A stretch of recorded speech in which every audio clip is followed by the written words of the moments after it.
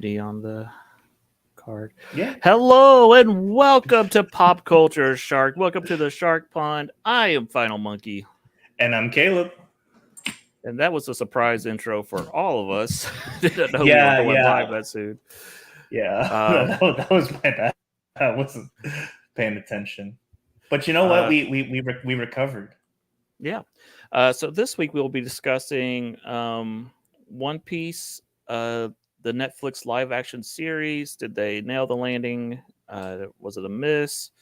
Uh, I'm a huge One Piece fan. I'm up to date on the manga. Um, I think Caleb has seen some of One Piece, but not a whole lot. Some of it. Out of any shonen, out of any popular shonen, it is the one that I know the least about. Okay. So one crazy fan. Well, I'm not as crazy as some people online. Like I cannot remember all the characters' names because there's thousands of characters. But there are some people that just rattle them off. But I'm a decent enough No, fan. no. The crazy fans are the ones that are like, "Oh man, Gear 5 is better than Ultra Instinct." No, it's All not. right, all right. Gosh. Anyhow, um, so but Caleb, yeah. how are you doing this weekend? I'm good. I'm good. Went to an Everclear concert. That was fun. Went with my dad. I've never been to a concert with my dad before. I've been to plenty of concerts, just never with my dad. So that was a lot of fun. As far as nerd stuff, I've kind of just been enjoying the quick and dirty honeymoon effect that people have been having with um, uh, Starfield, because I've never seen people be so excited for a game. A game gets so much positive coverage over the first week, and then people immediately turning on it. It's been amazing to watch. And I know nothing about these games. I have no desire to play these games, but I've heard that this is trying to be what No Man Land is now. No Man's Yeah, Land No and Man's No Sky. Man's Land or No Man's Sky. I'm sorry. And when that came out, it was missing a bunch of features, but now it's from what I've heard. Again, I've never played this. It's an incredible game, and Starfield Mhm. has a lot to live up to, and it's just not living up to it. Yeah. And I have a lot of friends who are saying, no, it's not that bad. It's not that bad. And I'm like, here's the thing. You got it on, because here's the what happened was it was released, and then 5 days later they put it on Game Pass. So I these, don't. I don't understand why people buy any game day one unless it's a Nintendo game. Because I feel like every time you do, you take a really big risk of being screwed over every time. sure, sure. Um, yeah, I definitely agree with that, especially if it's a live service game. Hmm. Um, that's why a game that I'm really excited for is called Wayfinder. It's an MMO by the people who made Warframe. I can get early access now for $20, or I can wait a year and it'll go free to play. And we already know that that's happening. We already know it's going free to play.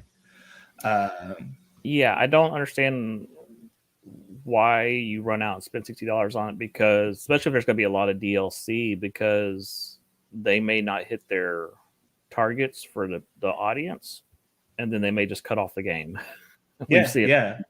over and over and over again, and it's you know I I'm more of a Nintendo gamer and an indie gamer. I don't like messing around with these big time games because they're just going to screw you over in the end. Oh yeah, definitely, That's my definitely. rant. But as far as positive stuff, I'm actually currently trying to get into a gunpla building. I'm having a lot of fun with that. I got like one of the cutting mats, and I got X-Acto knives, nippers, which is like the name for their like cutting pliers or whatever. And so that's been a lot of fun. And I definitely want to continue it. It's kind of like this is gonna sound really funny, and I intend it to sound really funny, but it's like Lego for men, Nice. but not exact. But whenever and you know what I mean when I say that. Yeah. But that's definitely been a lot of fun. Other than that, I've been trying to get my friends to watch Edge Runners, and they won't. So I feel the pain. I've tried to get a lot of people to watch Arcane, and they just look at me like I'm an idiot. And I'm like, it's really good, and they don't care. yeah. So, what about you? What Marvel comics have you been reading this week? I haven't been reading any. I've read. I got caught up a little bit on Gargoyles comic book. Still pretty solid. It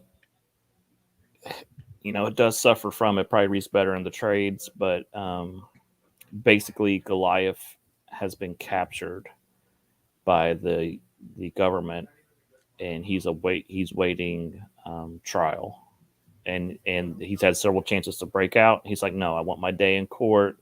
Otherwise, humans will always fear gargoyles. So it's really interesting. So this is going to be like a big turning point in the relationship between humans and gargoyles. So be interesting to see what happens there. So who's this writing it? Greg Weisman, the creator of Gargoyles, is writing. Oh, okay, that's cool. Yeah. These are all the stories he's had planned for decades, and they're letting him start to do some of his spin-offs, like they're doing Gargoyles Dark Ages right now, which is kind of a prequel book. So that is super exciting. Other than that, I'm very tired right now because a lot of people in the house are sick right now. I'm starting to get sick myself, and I just got done dancing Bust a Move for my niece. So on FaceTime, to try bright people's days, and they've added Bust a Move to the Fortnite game, and they picked like the worst part of the song for whatever reason. So I'm like, no, play the full version. And then I started dancing to it, so it got a little out of hand. Oh man! So whenever I hear Bust a Move, I always think of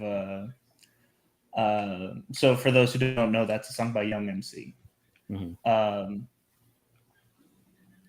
There's actually an episode of Scrubs where they go to like where JD and Turk go to like this conference, and at the conference they have a special guest, which is a Young MC impersonator named Old Young MC. and it turns out that like he'll say bust a move, and so they're having fun. They're like, hey man, let's say that like a really good song's on, but I'm not sure what to do. And he's like, bust a move. What should I do if there's a cute girl at the bar and I'm too nervous to go up to her? What should I do? Bust a move. And then they're like, you're great, man. What are you drinking? Let me buy you one. He says, bust a move. Because it turns out he's old Young MC, so he's got dementia. Right. The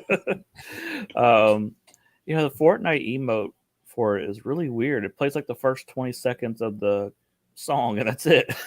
It's like just him entering the bar, and I'm like, this song gets way better. Why is that the emote? Maybe what they're doing is maybe what they want is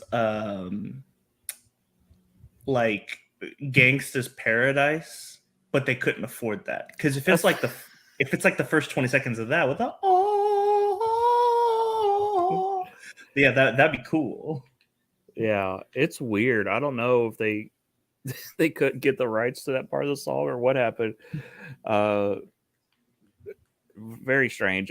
So Bust a Move, the first time I heard this song, this is 100% true story. I was in class in 5th grade, and my teacher walks in and goes, y'all got to hear this song. She pulls out a boombox and starts playing it. And we all started dancing. Sure, of course. My 5th grade teacher was cool. So the 90s, man, it was a different time. Kids, gather around. There's this new rap song. It's about people being in Paris. I can't remember what it's called, but you got to listen to it. Yeah, that's a strange story now that I'm thinking Yeah. about it.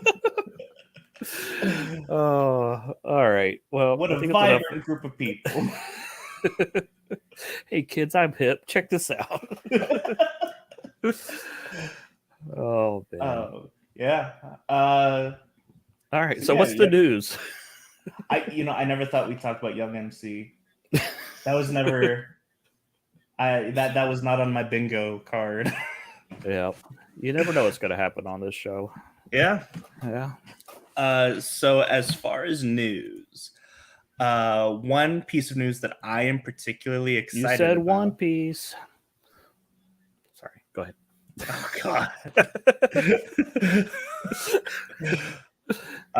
Of news that I am particularly excited about.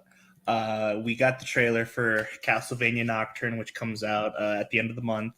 I don't think I've tried to hide this at all. I'm a big Castlevania fan. So which Belmont is this? This is Richter. Okay. So this So this is DLC Netflix. right, definitely. That's what I'm looking for Edgerunners, man. But I'm a big Castlevania fan. This one, so I thought it would just be like an adaptation of Rondo of Blood, but there's not a whole lot of Rondo of Blood going on here. So I'm definitely very curious as to what this is going to be. I'm going to go ahead and call it right now. The season will end with Alucard waking up. And I assume the whole point of Castlevania Nocturne is just to hurry up and get to Symphony of the Night. Because Symphony of the Night, the Belmont, even though the Richter's not actually like he's a playable character in the beginning, but Alucard is the main character, but Richter is technically the Belmont in Symphony of the Night. So that's why they're going for this. I'm very excited. I love what they're doing with the color blue. It's just kind of everywhere. It's a nice visual. What it does is it kind of like contrasts with the original series, which was mainly red. So I'm definitely very excited for this. Cool.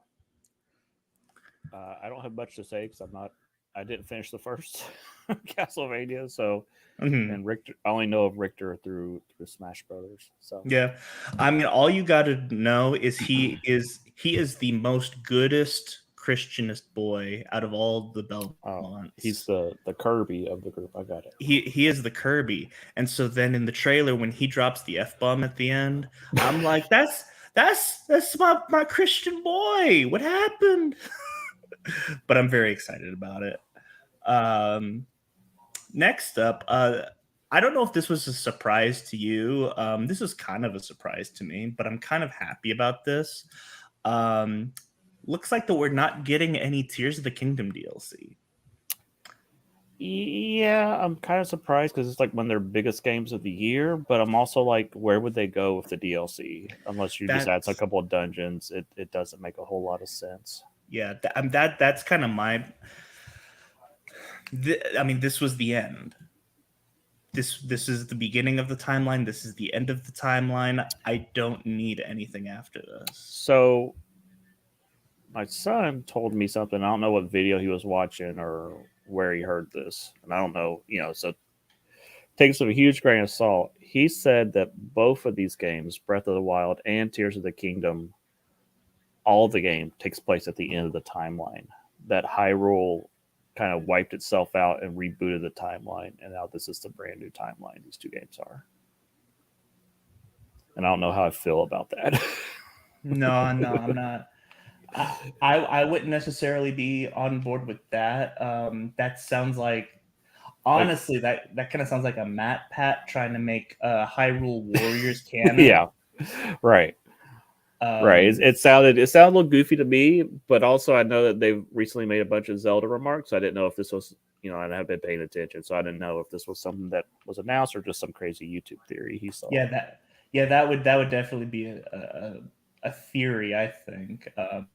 Although Monster Maze like 2, and I meant to watch this before, but I might be talking out of line, but Monster Maze just released a video about the timeline placement, so maybe it was officially announced and I just didn't hear about it. Yeah, like I said, I haven't been paying attention. I know that there was a bunch of announcements from the creative team, so maybe we'll have to look into that. Yeah, but definitely. I'm gonna go ahead. I'm gonna take a look and see what this.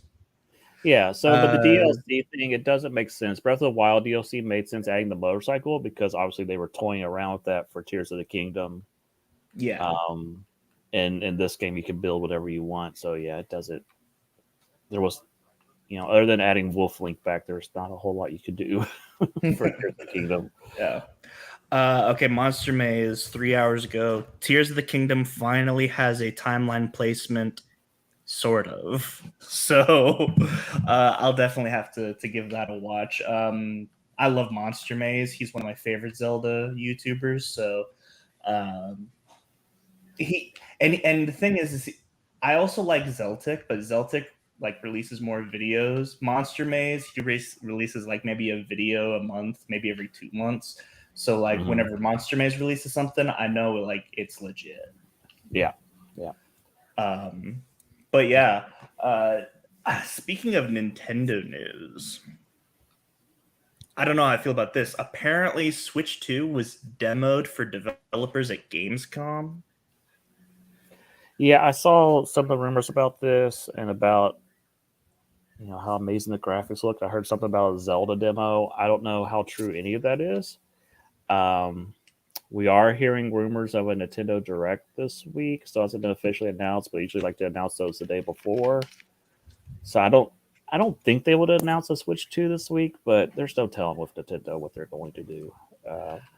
I still don't think that I don't think we're on track for a new Switch right now. It's just weird. Well, I mean they've kind of released all the big titles except for Metroid. Metroid's the big mystery title. I'm hearing a lot of chatter about a new Donkey Kong game. So I don't know. I feel like if I had to guess, I would say that the Switch 2 announcement would probably be like February or somewhere around there. I don't see it right now either, but like I said, it's Nintendo. There's no telling what they'll do. Yeah, I mean, like people are saying release end of 2024, like Christmas 2024. Yeah, I don't even see that. Everything's in flux right now again, just like it was during the crazy stuff that happened a few years ago. I want to call it out on YouTube. You know what I'm talking about. I don't. The mass sickness that hit and disrupted. Okay. I thought you were talking about like something that happened specifically in the games industry. No. So I think the world's a little crazy right now again, and so we'll see. I think everything that's planned is on a slight time scale right now. That they can push things back, they can move things forward. We'll see. Yeah, I'll just go ahead and just say that even if they are, I'm not on board with it. I think that the Switch is enough of a moneymaker that you could keep it going for a little bit longer. Oh, absolutely. Switch is crazy, powerful. It's portable. Everybody likes it. I mean, yeah, you can't play you probably could play like Starfield or something on there, without it being a cloud game or whatever. Yeah, but and people are saying like it's on par. Like Switch 2 is on par with PS5, and I'm like, I don't know if I buy that. I don't either. it would always be like a PS4.5 or something. I don't see them doing that. Historically, they haven't. And here's the thing: if you're wanting to play Starfield or whatever the newest game is, you're not going to buy a Switch. You're going to Yeah. buy a PS5 or an Xbox. So I think you know what you're getting with the Switch and I don't think the Switch needs to be able to play every single game out there. It just doesn't make sense to port things No, over there. the Switch just, I mean, Nintendo consoles just need to play Zelda and Pokemon. That's all it needs. Yeah. Um, but yeah, I just, I don't, I mean, I know exactly how I feel about it. I don't like it. I mean, if it has PS5 graphics, then it's not going to be a Switch. If you could get PS5 graphics portable, they would have done it already. Yeah, that seems very fishy. And if you could do PS5 graphics handheld, it's going to be stupid expensive. It's going to be stupid expensive, and I doubt the battery life will be any good. No, yeah, that's the other thing, the battery life. I could, I'll definitely think it'll be a quality jump over graphically over the Switch, but I don't see it. I'm still on board with new Nintendo Switch. That's where I think they're going. Yeah, yeah, I agree. Which still be making Switch games. There are there are some games that almost every game that they make will be playable on both Switch and new Nintendo Switch. But then there will be like some games that are specifically optimized for new Nintendo Switch. Kind of like the between the 3DS and the new Nintendo 3DS. That's what I think they will do. That's something I'd be on board with. Because I don't know, like, do you think Metroid Prime 4 is the launch title for it? No. Okay. No. I'm convinced it doesn't exist. I think it'll be a long time before you see Metroid Prime. Yeah, I mean, at this point, I'm afraid there are so Metroid Prime 4 is a first-person shooter that was announced, and then it has taken almost a decade for us to get any information on. Other than it's been restarted several times. And do you know what that reminds me of? Reminds me of Duke Nukem Forever. I was about to say Duke Nukem Forever. And Aliens Colonial Marines. Yeah, so here's my thoughts. If Metroid Prime 4 was going to be coming out soon, they would have held on to Metroid Prime Remastered and not released that. Yeah. Now who knows? Maybe they're holding on to Metroid Prime 2 remastered or Metroid Prime 3 remastered. Who knows? But yeah, like I don't think we will know anything about I'm not going to say near future, but I don't think we're going to know anything about the foreseeable future of Nintendo until December at least. That would make sense. I feel like whatever they're about to, and if there's a Nintendo Direct this week, I think it'll be announcements for like the first quarter of next year. I would not be surprised if it is a Pokemon Direct about the DLC coming up. I'm not saying that like people would like it. I'm just saying that like, I mean, they just did an entire Direct dedicated to Super Mario Wonder, which is coming out in less than a month. Yeah, but I feel like the rumors that I've been hearing is specifically a Nintendo Direct, not a Pokemon Direct. So, but who knows? They're a crazy company. And yet at this point, they're like the one company that like I can trust to put out quality product. Yep. They That's may not insane. Do what you want them to do, but they are always dependable. You know what you're going to get with Nintendo. And I think that's why they've been successful for years. And I think that's why they're going to continue to be successful. Pretty soon, you know what? what I'm really excited about is I think that we're actually on our way out as far as the console wars. Um, I think what is going to happen is because there have been rumors that the Xbox Series X and the Series S is actually going to be the last Xbox that they come out with, and then from here on out, Microsoft is going to focus completely on PC gaming, and they're going to make their own gaming PCs and whatnot. Mm-hmm. And so I think, with the big three, you're going to have, you want a console, you want a high power console, you go with the the PlayStation.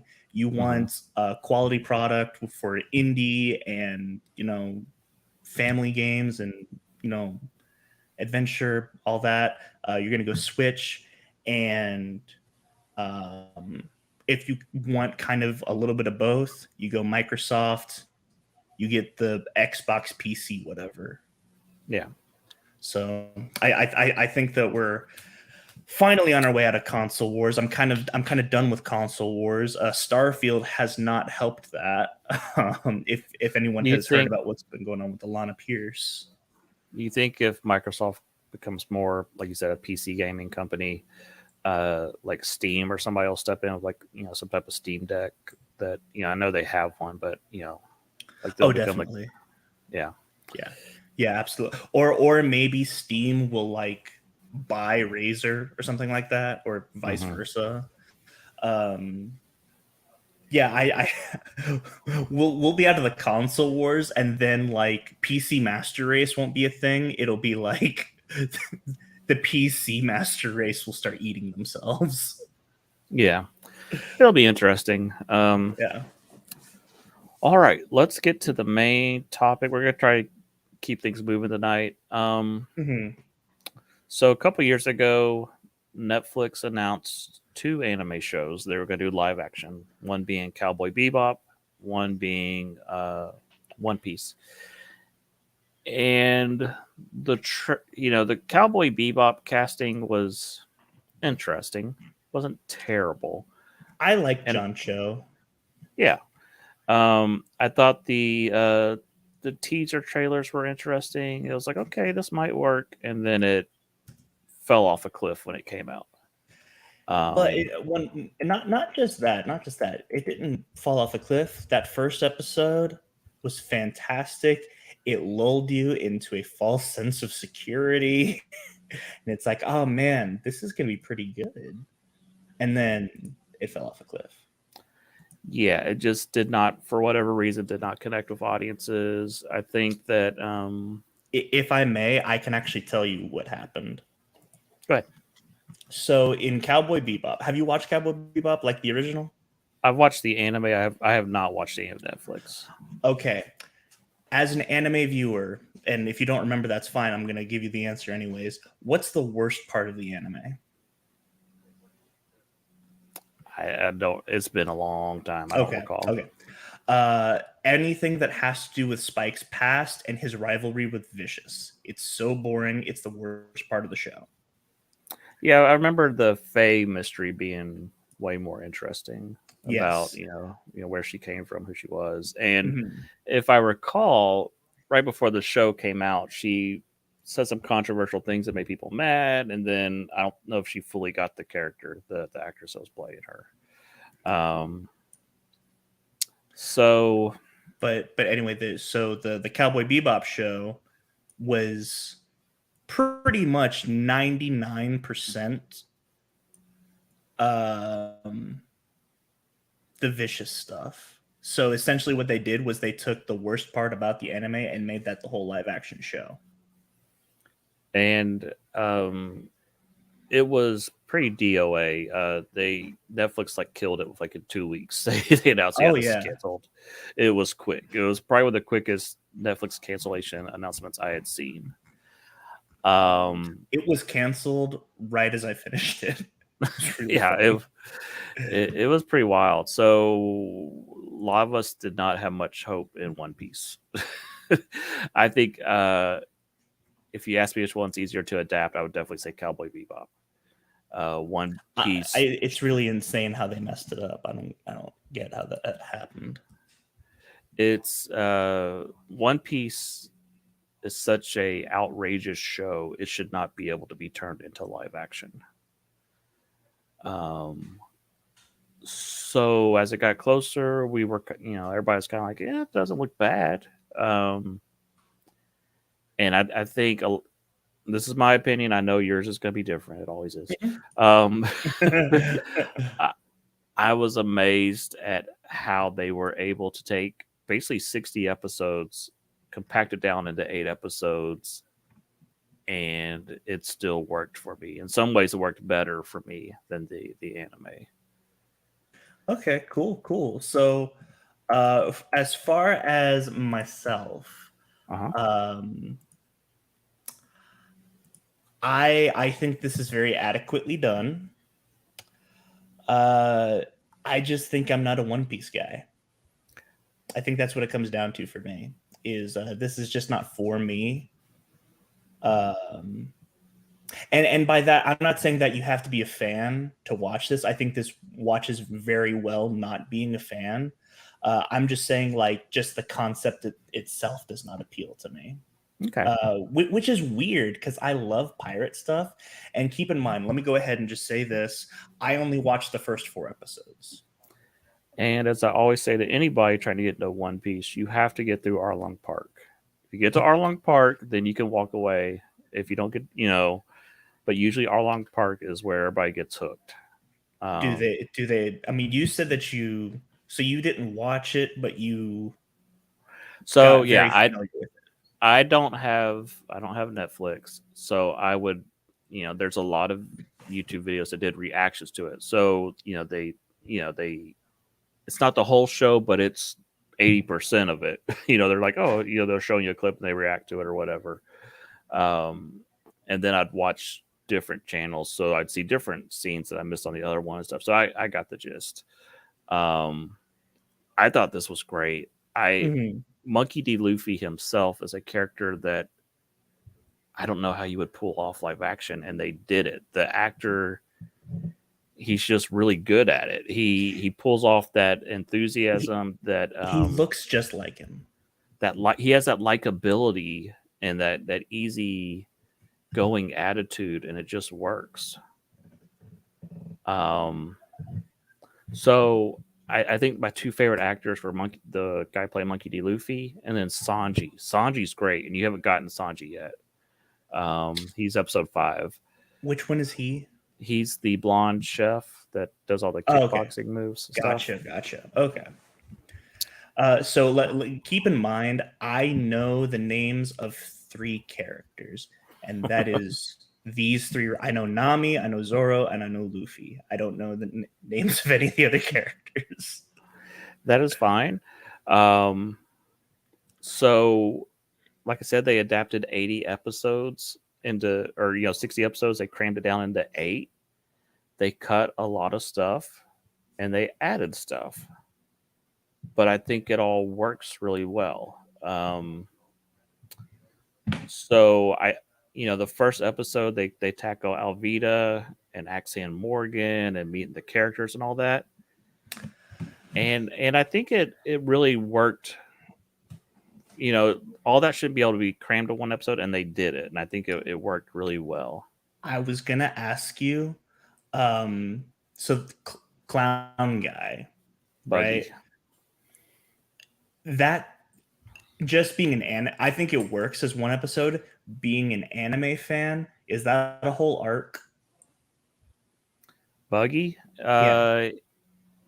So I think he was 3 or 4 episodes initially. I mean, he comes back quite a bit. Okay. But there's a whole longer storyline there about the dog who won't abandon his owner's building, about Buggy blowing up the whole town. There's a fight with a guy riding a lion. They cut out a bunch of stuff. Okay. But I think you have to make those sacrifices for to make it episodic. The anime and manga could spend several episodes if you get to know everybody in the town that they just went to and stuff, and the plight that they're going through. What did you think of the special effects? Since we have Luffy up on the screen.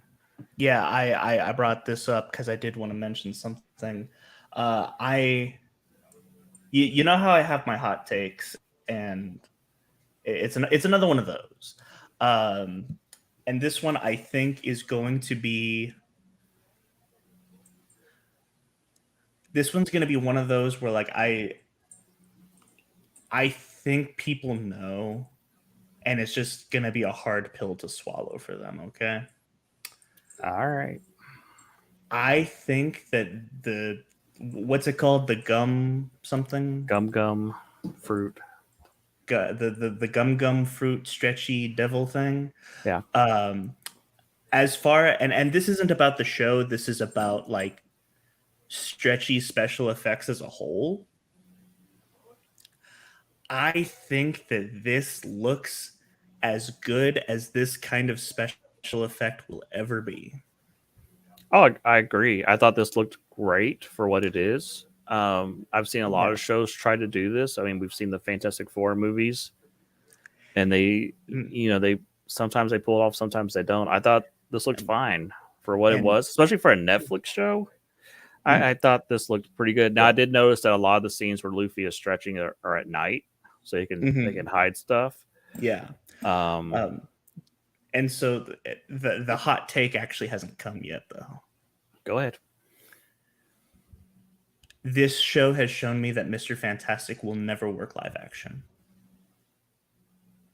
We'll see. Well, maybe. Let me back that up. If this was Marvel 5 years ago, I think they could pull it off. Their special effects have been such crap lately. Yeah, and the reason why I say this looks as good as this will ever get, I agree with what I said. I don't think that a movie budget makes this look better. I think that the MCU as a whole right now, they rush special effects, and they are, from what I've heard, they are constantly changing the scene, like right up to launch. They're constantly making changes, and so the special effects keep, they don't know what they want. They keep changing things, and it just turns into a mess. Well, and they even change it after the fact. I don't know if I said this. So me and my friends watched Quantumania last weekend. And I was like, this looks slightly better than what I remembered in the theater. I'm convinced that they touched it up for the Disney Plus release.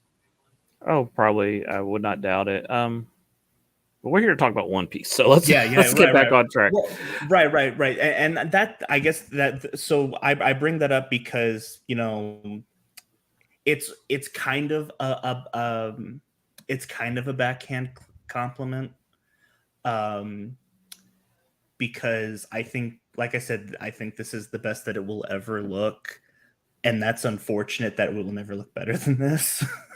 Well, but I thought this looked good. I thought for the most part, special effects all looked good. Oh yeah, definitely.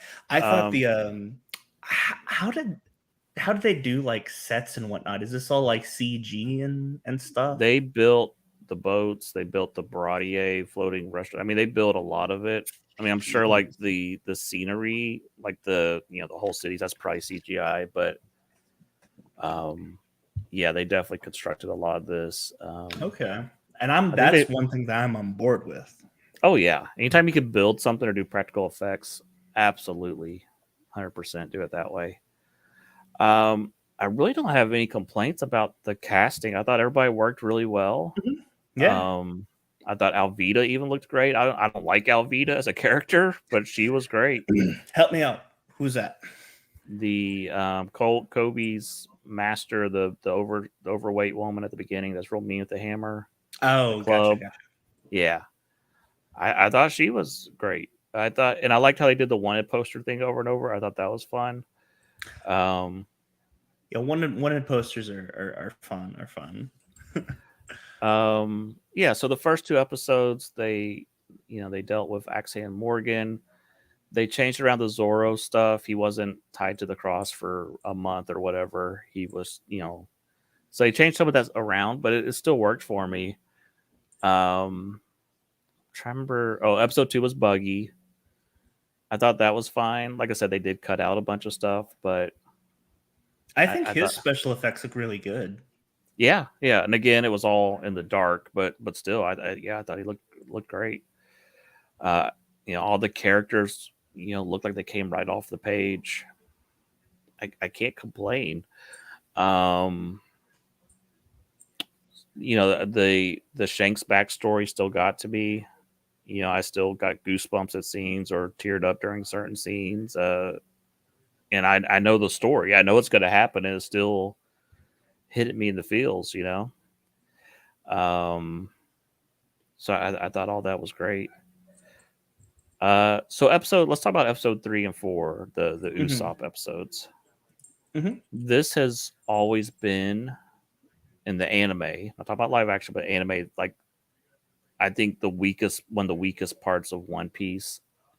It drags on forever. It's mostly Luffy either knocked out or they're trying to run up a hill and they're fighting all these bad guys. It takes forever. And I think it kills when people start One Piece. I think it kills, you lose a lot of viewers during this section. It's just not a great story arc. So I think what they did here was much more interesting. They kind of boiled it down to here's the key moments. Here's them kind of trapped in a house and almost making like a haunted house sequence where he's hunting them through the house. And I thought it worked way better on here than it did in the anime. So how did you feel about the Calidor story with Usopp and all that? I liked it. So one thing that and this happens with anything, I really did enjoy. Was his name Buggy, the clown guy? Mm-hmm. I really His did. name's Burpee. Luffy calls him Burpee later. Oh, okay. So I really do enjoy him a lot. And so your next story having to follow that is gonna seem weaker by comparison. But I do like getting to know more about Zoro and Nami in this, and so I guess I can see why in the anime they'd knock out Luffy because it's not really his story. Well, that is a trope in One Piece. You will see things happen to Luffy almost every story arc where he got ate by a snake and he's stuck in the belly for several episodes, or he got stuck between two walls, or this happened, because a lot of times Luffy could solve the problem right away because he's so strong. So they have to kind of like take Luffy off the board. That's not even a One Piece thing. That's an anime thing. Yeah, and they've gotten better about it. How many times do they have to take Goku off the board? Oh yeah, they just kill him repeatedly. Yeah. So, and they kind of did that in these two episodes where he got poisoned and knocked out because they had to kind of take him and Zoro out because again they could wipe the floor with I can never remember the guy's name. I know his fake name is Calidor. Kuro I think is his name, the black cat pirate guy. Kuro, yes. Yeah. So yeah, and then I know some fans are angry that they weren't 100% faithful to the story. Like the guy with the kind of the goat head, Mary, that got stabbed. In the anime, he survived, and I thought but then he doesn't ever do anything else. So I thought it was much more effective here that he dies and they named the ship after him. I thought that made a lot more sense. Okay. So are there things that are there things that you prefer in this? Definitely the Usopp episodes I thought was way more enjoyable to watch. I think the anime is a slog to get through those episodes. And then they made other changes, like the two cat guys that Zoro was fighting. They're the Meow brothers in the show, and then making the one look into a girl because he looked like a girl in the original series made a whole lot of sense. But then they cut other characters like Django the hypnotist as a part of his crew. They cut that out completely, and I mean, I like that character, but I think they made it work here. So the other big change is Garp. Um, he doesn't show up till like episode 400 or something crazy.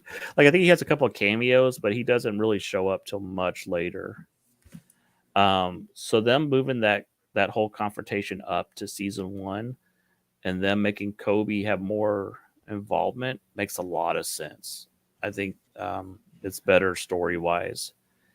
Kobe and Helmeppo, they don't come back for several hundred chapters in the manga anime. So seeing their progression throughout this, it just made way more sense. So Garp was grandpa, right? Yeah, Scarp is Luffy's grandpa. Gotcha. So how'd you feel about Usopp as a character? Which one was he? The one with the slingshot. Slingshot. Oh, I loved him. He is a character that a lot of people don't like at first. He's like he's the storyteller, the liar. You can see his anime design. He has a long nose like Pinocchio because he's always lying. But he's also like your Shaggy character where he's scared of everything. But then he has moments where he's awesome, and so he's one of my favorite characters. But you have to get like down the road for that to happen. Right. No, I kind of viewed him because as far as pirates go, for me, pirates is like Assassin's Creed 4, Black Flag, and Pirates of the Caribbean, and I love all 5 of them, like even the bad ones. And Usopp is his name, right? Yes, God Usopp. Don't forget. Okay. Yep. He kind of gave me like Jack Sparrow vibes in a way. Just kind of like, you know, there's something more underneath. You know what I mean? Yeah. And I called him God Usopp because that's what a lot of times his lies start becoming so big that people start believing him. And so like they get to a point where they believe he's a god. And so his wanted poster now says God Usopp. It's pretty funny. Funny. Yeah. Yeah, I thought they did really well with him. You know, part of them adapting this is they take away some of the more outrageous parts. And like Sanji, which I know you haven't seen Sanji yet. One of the things about him in the manga and anime is he's a simp for like every girl out there. You know, he's your typical Brock. He's your Brock, your typical pervy anime guy character. And so he gets nosebleeds and stupid stuff all the time in the manga and anime. Well, on here, they're not doing that because that would look dumb if he was constantly getting nosebleeds. And so I think it works better, makes him a little bit more of a serious character. I mean, he's still flirting with everybody, but it makes him really cool. The take on Sanji here is way, way better to me. And I can't remember if it happened in episode 4 or not. Did Arlong's men confront Buggy in episode 4? I don't remember if that might be episode 5. So. Okay. Because at this point in the anime manga, Buggy's out of the story for, until next season. He's not going to show up again. So in here, though, they incorporated him all throughout, and then you had Arlong showing up more. And I think that's hindsight. You know the story now. You can make those decisions, make the story more tighter. And I just think it worked. I think all this just works. Yes. So for those not reading between the lines, he's saying that don't worry, Attack on Titan will be good eventually. Your brother is really hard on Attack on Titan. Now it's kind of like, yeah, I didn't love everything about the ending, but it's all right. Your brother's like, oh, they destroyed it. Yeah. So the reason I mentioned it, I don't even know how he was talking about it last night, and I don't even remember how it came up. So, I remember why. So every so often, I have to explain to people why I'll never watch Attack on Titan, and so I had to explain it to someone last night, and that's how it came up. Okay. And I get his frustration because Attack on Titan is so well written up to that point, and then just kind of falls apart.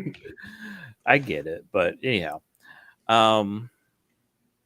so yeah, there's little changes they made here and there, or like some of the character motivations they changed, but this is really good. Like I said, this is a show that should not work at all live action, and it does, and that's a miracle. So I'll go ahead and say this. In your thumbnail, I thought you're kind of out of pocket about something. You said, "Is it better than Alita Battle Angel?" I'm going to go ahead and give the answer, no.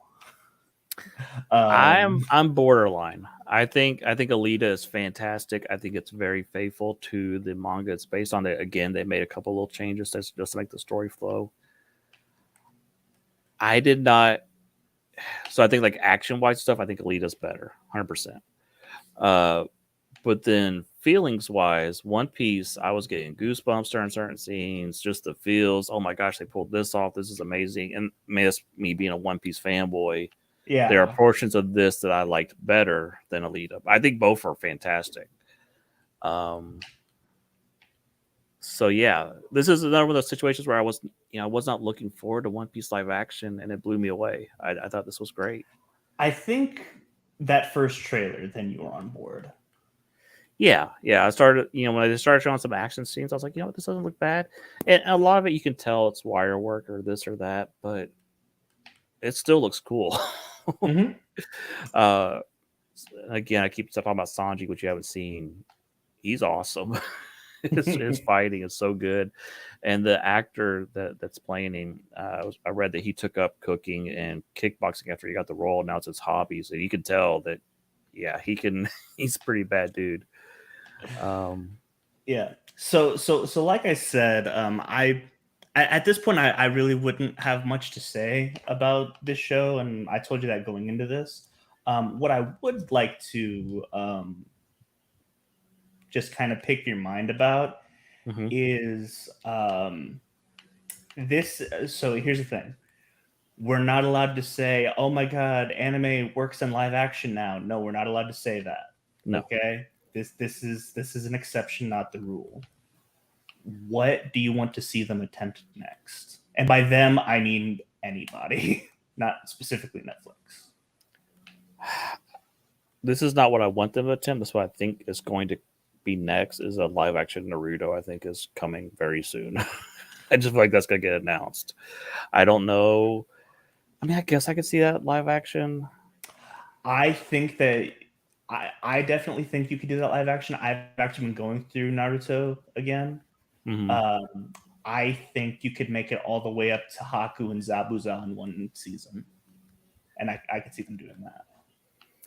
Yeah, and so with the way they did this, my youngest is a huge One Piece fan also. So we've been discussing, what would season 2 look like, and we think it'll probably end with Crocodile, and then season 3 you should get through Robin's story. So I think after seeing how they can compact the story down into 1 to 2 episode chunks, and so Crocodile story will probably be like a 3-part chunk, but still, I could see them getting through large chunks of the story fairly quickly in a few seasons, and I think that there's natural stopping points in case Netflix ever decide to cancel it, which it's Netflix, they probably will, but let's say it only gets a second season and nothing else. Where do you want it to stop? I don't know where. You can say I'm not going to understand it, but go ahead and There is a scene. Let me pull it up, a picture of it. They the next chunk of the story is all about fighting Crocodile and trying to liberate Vivi's people. And I just realized that I said Vivi's people, and that means nothing to you. There's a princess they meet that's undercover, and she's trying to save her people. It's like a desert town, and they're trying to save everybody. Is this a character that was introduced at all, or is this a character they would introduce in season 2? Season 2. Okay. There's a at the end, spoilers for One Piece later on, there's a moment where they symbolize that they're all on her side still, even though they have left. They're leaving, and she's basically a member of the crew at this point, and they are. God, I hate the internet for a second. Hold on. I'm getting all those errors like you're using an ad blocker. Da, da, da, da, da. But let me show you the picture. It ends with everybody raising their arms in solidarity, saying that you're part of our crew. And it's like an iconic image that you see. You will see like on T-shirts and stuff. I could see like this being the final image of season 2, where they're all say that we're with you. And then that's the end of the show. If you had to end it, and then season 3 tackles like one of the best arcs ever. It'd be like Water 7, the whole Robin storyline, and that has a scene like this that would be a perfect end spot. If you're not going to tell the whole story, that would be a natural spot to end the story at. So I think there are spots they could end it at, but this show is huge. It's like number 1 in like several regions on Netflix, like around the world. It's massive. Let me tell you how huge this is. My dad asked me about it. Yeah. So you notice in this picture they all have X's on their arms. So what they did was there was a shapeshifter impersonating them all, so they all put bandages on their arms. And so the shapeshifter they're just putting bandages on their arms to tell us the real one. So he put a bandage on his arm, and then they all had secretly X's under their arms, and that was their way to tell if it was a real one or not. Oh, that's cool. Yeah. So, but yeah, so you also see in this picture that Tony Chopper's there. That's a big question mark how they're going to do him in season 2, the little reindeer guy. Oh yeah, so a lot of my One Piece knowledge also comes from the commercials on Toonami. Mm-hmm. And that is a character that I recognize. I just never it never entered my mind that he wasn't in this show. Yeah, he will be. There was a big question of Cowboy Bebop how they were going to do Ed on there. I think you could have done Ed. Yeah. So I keep seeing this picture. Let me find it. Oh, those are horrifying pictures. Hold on. Shoot, these are all YouTube pictures.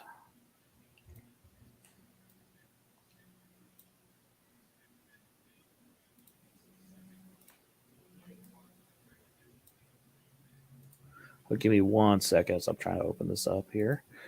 I guess that'll work. Okay. So this is an image floating around the web. I don't know where it's from, but I keep seeing it every time it's mentioned of what he could look like. I don't know. It's not terrible. That's Detective Pikachu. That is Detective Pikachu. Now I'm looking at it. Yeah. Okay. Yeah. Sure. But I mean, if we're talking about like the gold standard of making an anime work in live action, I think Detective Pikachu does it in spades. Yeah. So, that'll be a challenge for season 2. I think that'd probably be the biggest challenge in season 2. Well, take that back. They do meet a whale. Season 2, they would meet a whale Laboon. I don't know if they would do that in the show.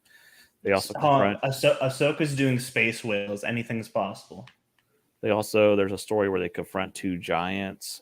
So I don't know if they'll do the giants on the show. I could see them do it. It's either or. I don't think giants are that hard to pull off with special effects. So we'll see where they get to. But yeah, I just feel like they made the changes they had to make it episodic and make it flow. And in some ways, it made the story better because it's really hard to write a story week after week. Like you're writing a new chapter every week and to make it all flow perfectly. And I think Oda does a pretty good job of it, but being able to look back and boil it down to, okay, what's the main parts that we need to hit on. And I think cutting out all that fluff, I think it made it a better show. I think this is also a show that if you're not a anime watcher, I think this show works just fine. I think anybody Yeah. can watch this and probably get hooked. It's got some fun action scenes. I think the characters are fun. I just think it works overall. So, and again, we had the Alita conversation. Alita Battle Angel is a fantastic movie. If you haven't Yeah. seen it, go watch that. I think it's Rodriguez's best work. It's really good. The ending is frustrating because it's kind of like the momentum's building, and it just ends, and you're like, oh, I want the next chapter, which And we're then apparently when- getting. I Well, don't apparently, believe he's got a lot of power. What's his name? James Cameron. What? James Cameron has a lot of power. So What? James Cameron having a lot of power? Who would have thought? yeah, He did produce that, didn't he? yeah. And he's been saying a lot in interviews lately. Oh yeah, we're getting the next part made. So I mean, I think he will it into existence. But Disney owns it now, so we'll see what happens. Disney. Oh, because it's a Fox property, isn't it? Uh-huh. Mm. And that's why it got buried at the box office, because they had just bought Fox and they were promoting Captain Marvel over Alita. So that's a whole nother discussion. So we would love to hear what you all thought of One Piece. Please leave a comment below. Let us know what worked for you, what didn't work for you. Am I full of crap? Is Caleb full of crap? Just let us know. Yeah, and you know what do you want to see next? Me personally, I would like to see some Gundam. Yeah, I forgot to mention. Someone mentioned this, and I don't know how true it is, but that the brothers who did Stranger Things, The Duffer Brothers. the Duffer Brothers, the rumor is that once they're done with that, they're doing Death Note next. I'm kind of done with Death Note. Yeah, they've kind of screwed it up several times that they've tried live action, but I think that if they did it right, that could be a compelling series. Sure. I would love to see someone do Full Metal Alchemist the right way. I don't know if we'll ever get that. I know they've tried it a couple of times, but I think Lupin the Third is a character that's easy to pull off. I mean, it's just a detective show, or not a detective show, a caper show. I think. Case closed. Although with Case closed, the problem is your kid actor is going to keep aging. You'd have to either recast him or do something. What? Spy Family would be a good one. What would you think about a Kid Goku versus Emperor Pilaf, the first 13 episodes of Dragon Ball? If the people making One Piece did it, I could see that. I mean, Evolution was just like a mess. So Dragon Ball Evolution, Batman and Robin, and Super Mario Brothers movie, like the original, I think those are all kind of in the same realm of like movies that make a genre lose credibility. Yeah. Now the difference is I watched the original Mario Brothers movie and I watched Batman and Robin and I enjoy those. There's really nothing about Dragon Ball Evolution I enjoy except for Justin Chatwin's performance, and that's just because I think it's really funny that he's taking this very seriously. I do know that this isn't really anime, but it is. Avatar: Last Airbender is getting another shot on Netflix. Yeah, but the original creators of the show walked away from that project saying, "We don't know what you guys are doing," and they wanted nothing to do with it. So take that what you will. Yep. You know, Henry Cavill walked away from The Witcher. Yeah. So Well, I think we're hitting on what the secret is. Be faithful to the source material. You can make minor changes like One Piece did, but the characters have to be true. You can't make outrageous changes like Dragon Ball Evolution. You have to, and your actors have to be 100% committed to the role. imagine telling Akira Toriyama that like the first live action adaptation of his work was going to be a teen high school comedy. Yeah. So we're going to wrap up our episode right here. I'm going to share this image I just found, and this will be our goodbye note for the episode.